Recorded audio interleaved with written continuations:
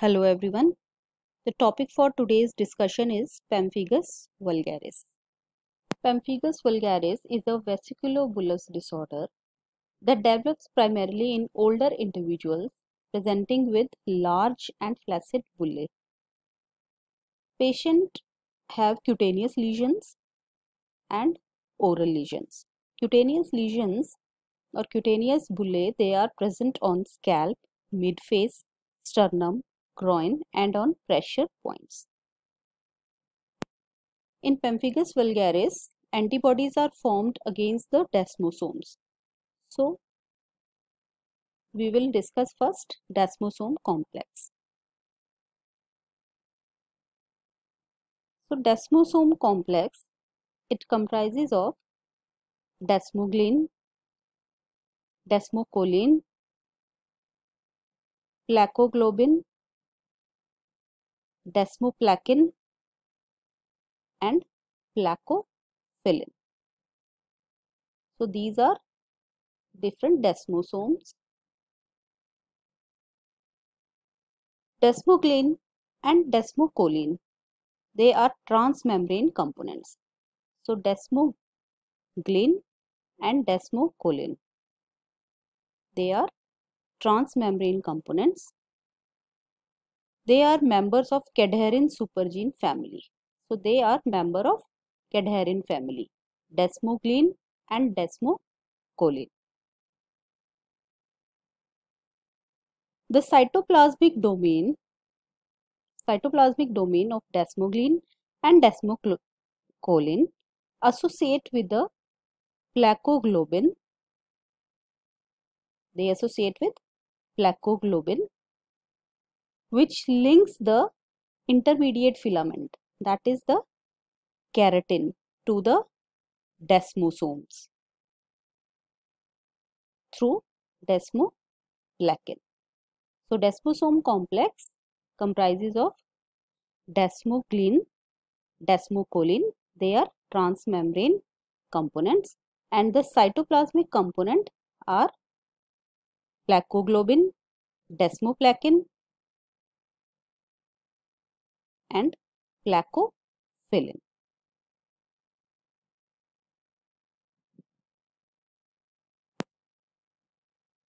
So, immunoglobulin G autoantibodies, they are formed against the desmoglin 3 and desmoglin 1. It is the main pathogen involved and play a primary role in inducing the blister formation in pemphigus. So, autoantibodies, IgG autoantibodies against the desmoglin. So, antibodies are formed against desmoglin desmosome, desmoglin 3 and desmoglin 1.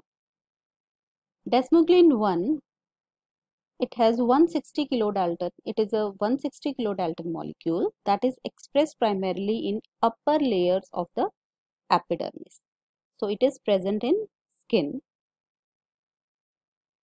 Target antigen in Pemphigus foliaceus. Also, it is a target antigen in Pemphigus foliaceus because it is present in upper layer of epidermis. Desmoglin 3, 130 kilodalton molecule that localizes primarily in deeper layer of epidermis. So, desmoglin 3, it is present in deeper layer of epidermis and mucous membranes. So, it is a target antigen in Pemphigus vulgaris. It is important target antigen in Pemphigus vulgaris. Damage of antibodies to desmoglin 3 alone will lead to oral lesions with or without skin lesions.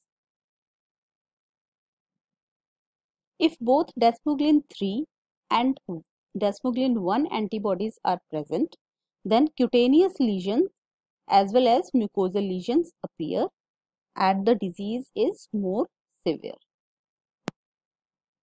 So, the target of autoantibody is amino terminal residue 161.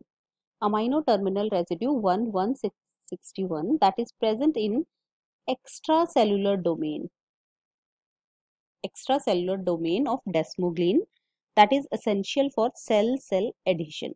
So it will lead to acantholysis and blister formation. Antibody, it may directly interfere with the adhesion interaction of desmogleins between cells by steric hindrance leading to acantholysis, or it may disrupt cell adhesion mediated by signal transduction. So two possibilities are there for blister formation. So how diagnosis is made? It is made by skin biopsy or biopsy from the oral lesions. So biopsy, early blisters, preferably small ones, they are selected. So biopsy should be taken from early blisters and small ones. A refrigerant spray may be used before excising the blister with a punch biopsy, or may be excised with a scalpel to keep the epidermis attached to the dermis. So during punch biopsy, epidermis may be detached from the dermis. To avoid this, a refrigerant spray may be used, or it is excised with a scalpel. So early blisters, they are preferable, but if no recent blister is available, then what we have to do, an old one may be moved into the neighboring skin by gentle vertical pressure with a finger. It is known as Esbo-Hansen sign. The newly created cleavage will reveal early and specific histologic changes. So coming to histopathological examination, microscopic findings. In early phases, what we will observe? Spongiosis. Spongiosis in the lower epidermis. It is the earliest manifestation of acantholysis. So, in early phase, we will see spongiosis. Then acantholysis will lead to cleft formation, then blister in the suprabasal location. So, important is suprabasal cleft or blister formation. Intraepithelial acantholysis may extend into the adnexal structure or occasionally be higher in the stratum spinosum. It is also important then that acantholysis may extend into the adnexal structures.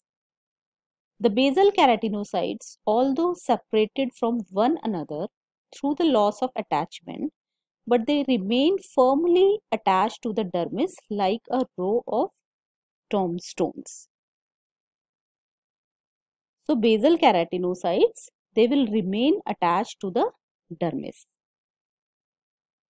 Within the blister cavity, the acantholytic keratinocytes, they are present. Acantholytic keratinocytes are present singularly or in clusters, and they have round condensed cytoplasm and enlarged nucleus. So the acantholytic cells, they have large nucleus with rounded condensed cytoplasm with peripherally palisaded chromatin and enlarged nucleoli. Acantholytic keratinocytes, they will appear as atypical cells. This is the micro photograph of skin biopsy.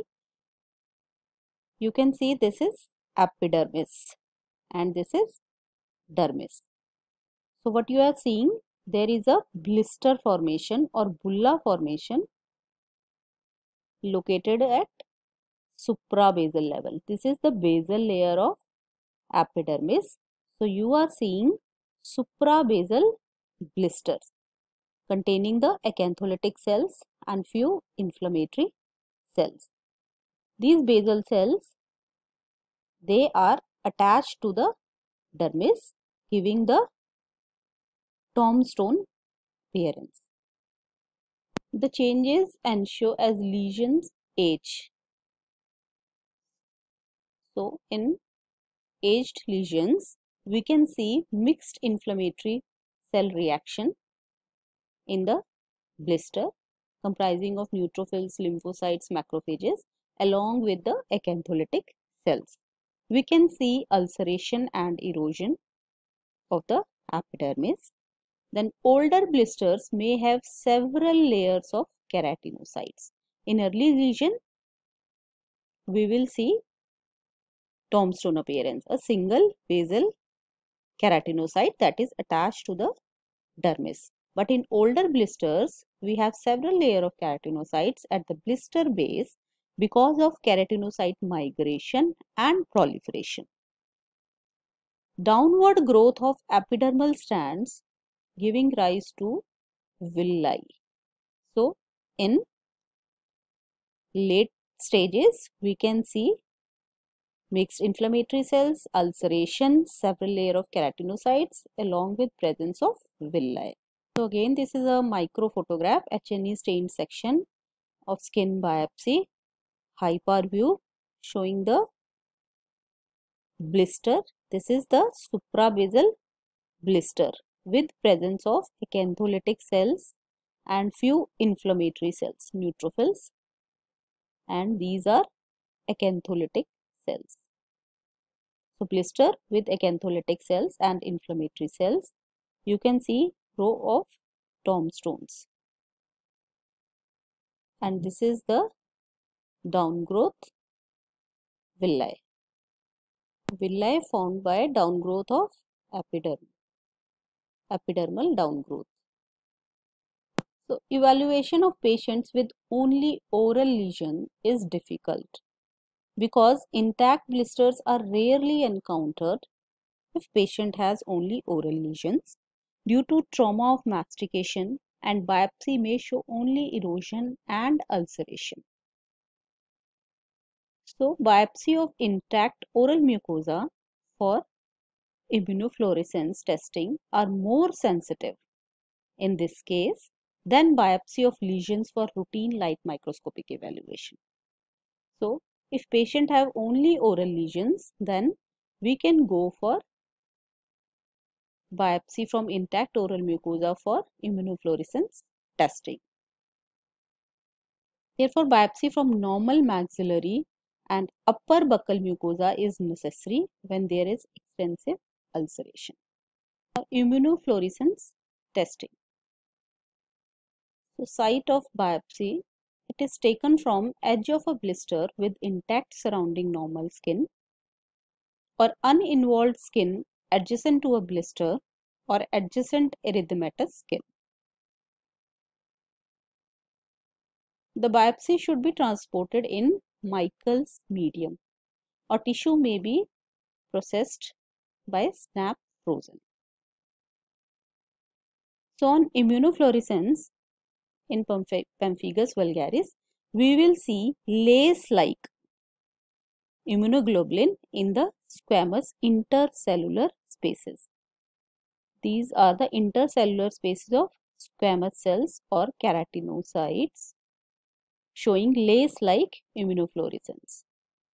Lace-like pattern, lace-like immunoglobulin in the squamous intracellular space or cell surface areas in up to 95% of the cases, early cases and those with very few lesions, and in up to 100% cases with active diseases. The immunofluorescence, it remains positive often for many years after the clinical disease has subsided. So, in early cases, we will see lace-like immunoglobulins in the squamous intercellular spaces. In late lesions, when acantholysis is well developed, we will see dot-like pattern rather than lace-like pattern. Negative immunofluorescence findings when patient is in remission, it has good prognostic indication. Thank you.